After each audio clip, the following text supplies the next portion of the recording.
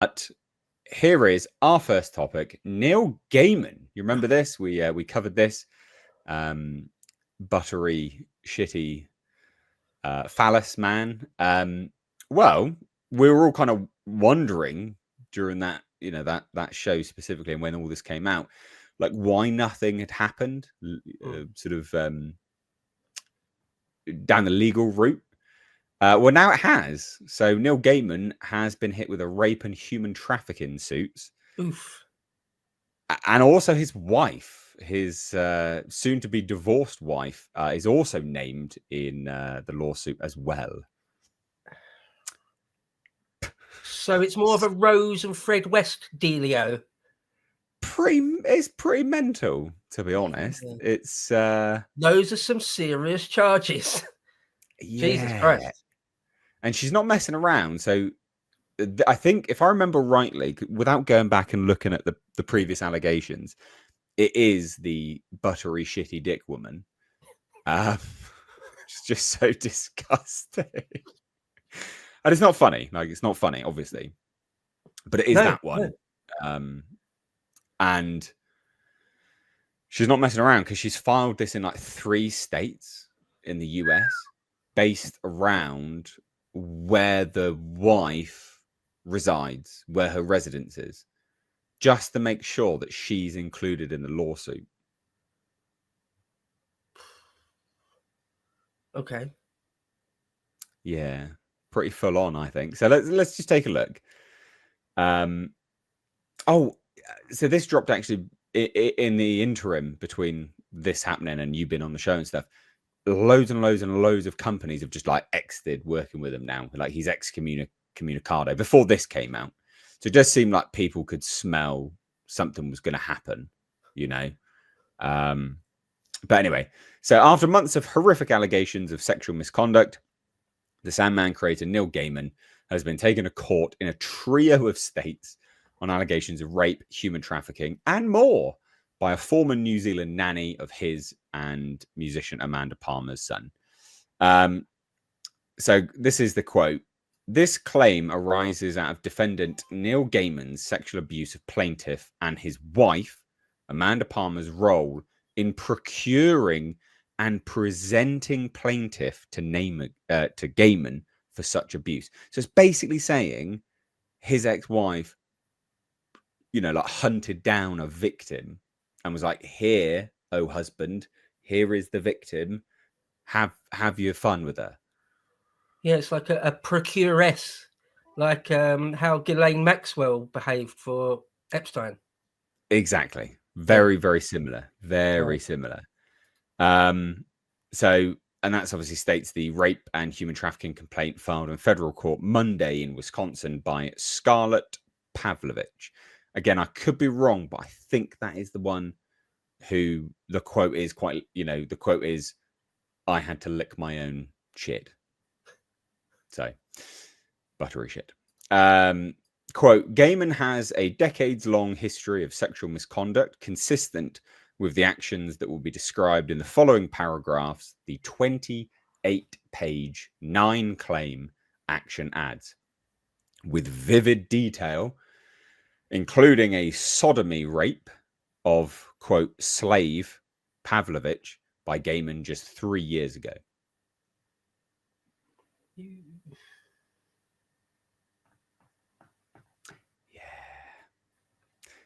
Seeking at least $1 million and a jury trial, the case's details align with the deeply researched New York Magazine, quote, There Is No Safe Word piece by Lila Shapiro from earlier this year, and the allegations made by Pavlovich and 7 different women against Gaiman. That New York Magazine article drew from Tortoise Media's 6-part podcast, Master the Allegations Against Neil Gaiman, from last summer.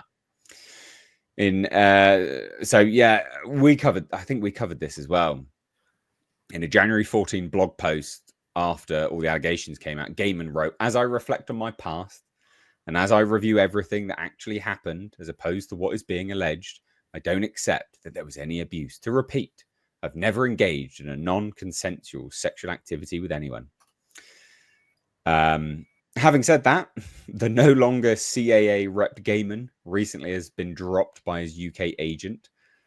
So that's gone. Additionally, Dark Horse Comics has dropped him as well, and that's where he got his stardom, his comics, obviously. UK stage production of Coraline was cancelled. And then Prime Video's Good Omens season 3 is not happening. It's just like 90-minute long episodes, so like a mini movie.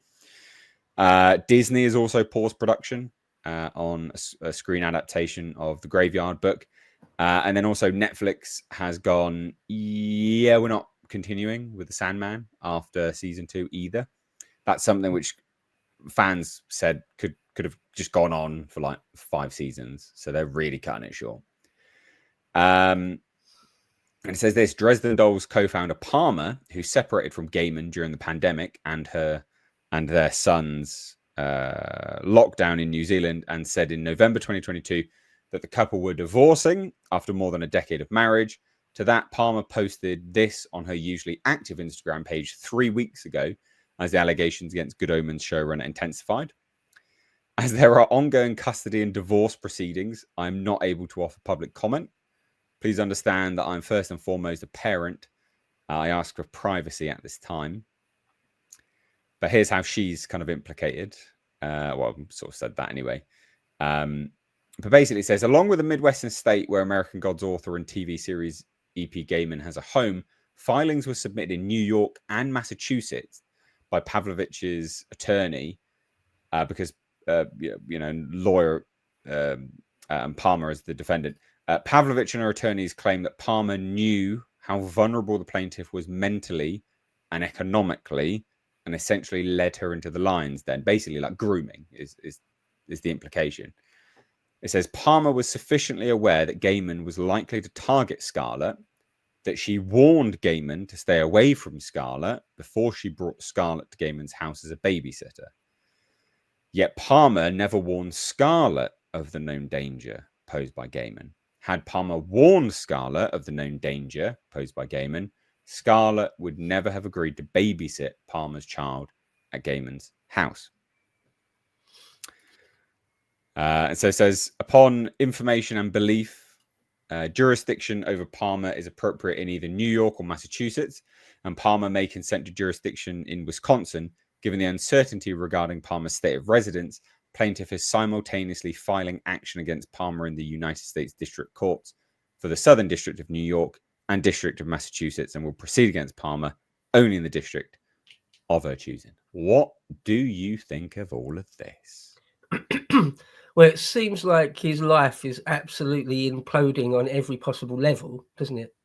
Well, what I'd say is, pardon me. Pardon me. What I would say is, until he's proven guilty in a court of law, you can't say for 100%. However, having said that, it doesn't look good, does it? When there's an allegation against someone, like when there's loads of women that are coming out, okay, if it's like one woman and it was like one incident one time, okay, I'll definitely just hold off judgment until it's gone through the courts and a jury or a judge or a magistrate or whatever has ruled what is actually happened in the eyes of the law. But when it says there's sort of decades of allegations, and there's like multiple women, and your wife's gonna, the indications, like when your wife leaves you, your wife knows, like, like when well, there's loads of examples when that happens. Loads of allegations come out against some dude, and his wife's like, oh, right, yeah, that all adds up. I get it. I've probably known for ages. I'm out. And then also when the agents, like, it's the agent's job, your managers and your agents, it's their job to know, right? For them, it's their money and their reputation on the line. They're going to want to know. And when they all jump ship, it's like, oh, yeah, I'll wait for the actual court case, but it doesn't look good. It doesn't look good. In other words, I would, at this point now, if I was a bookie, I wouldn't be giving decent odds that he's an innocent man, right?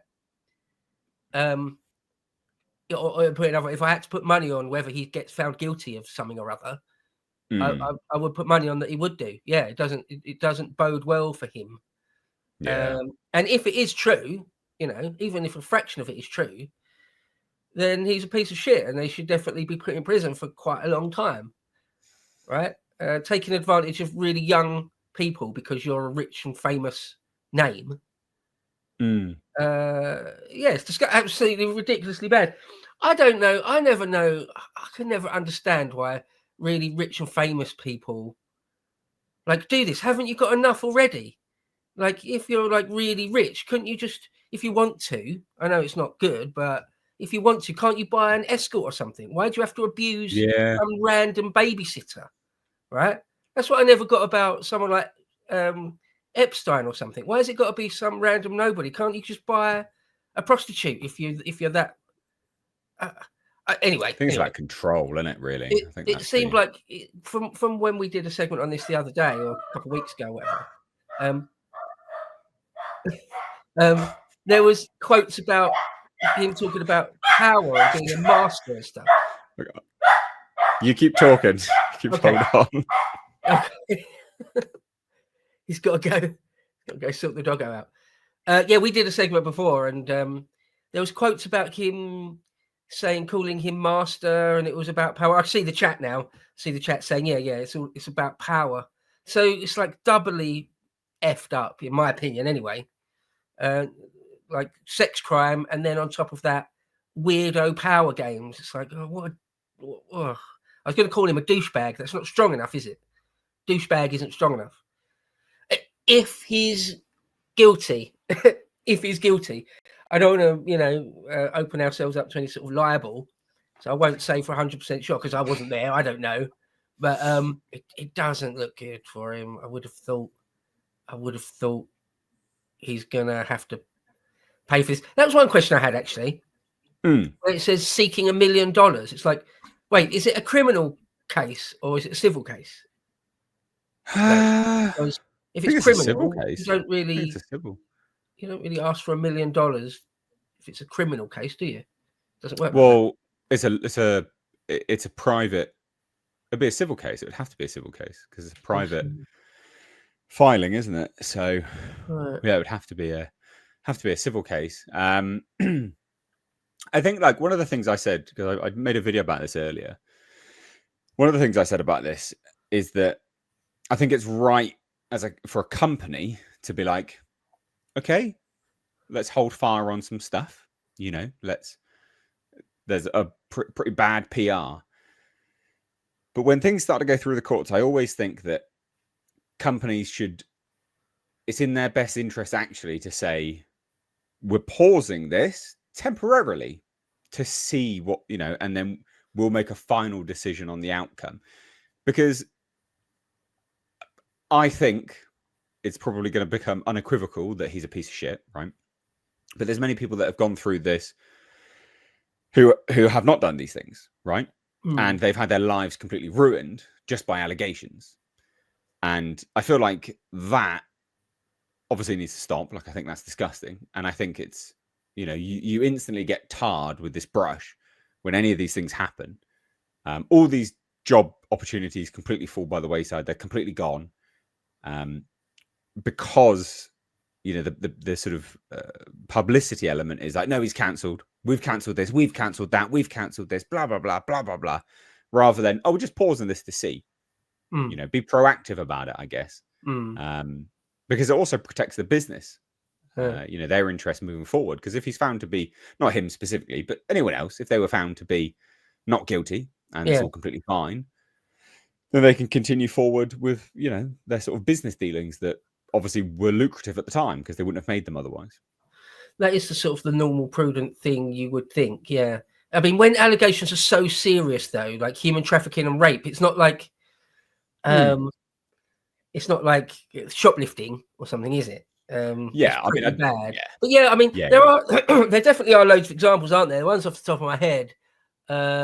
Paul Weller was accused of rape and was found completely exonerated. The guy that played Lister out of Red Dwarf was on remand for years and then found completely innocent. Right? It can totally happen. Or Christian Horner, the boss of Red Bull Racing, he was accused of some dodgy shit. It wasn't rape, but it was some dodgy shit, and was exonerated and stuff. And the person making the allegations was shown to just be lying. But yeah, so that's why this case does seem, as I keep saying, doesn't look good for him, because so many of them weren't prepared to do anything like that. Like, let's wait and see. No, they're just like, it's done. We're done. You're persona non grata. We don't want anything to do with you. And they just walk away whistling with their hands in their pockets, right? When there's so much money involved, yeah, you would think they would only do that if they sort of had some sort of inside information or some, something that the general public like us don't know yet. That's very, very true. That is very, very true. Very, very, very true. Well, it'll be interesting to see how this one goes. To be fair, we will, we'll sort of follow this and sort of see how it goes. Requesting a jury trial is big. If they get awarded the jury trial, that's going to be pretty big. May even be televised, because they do that sometimes, which is quite interesting. But there you go. We'll move on from this now. But I just thought, nice to keep track on this. Unless there's anything else you want to say? No. I got no special place in my heart for Neil Gaiman or his work, so we'll just see where it goes. Yeah, absolutely.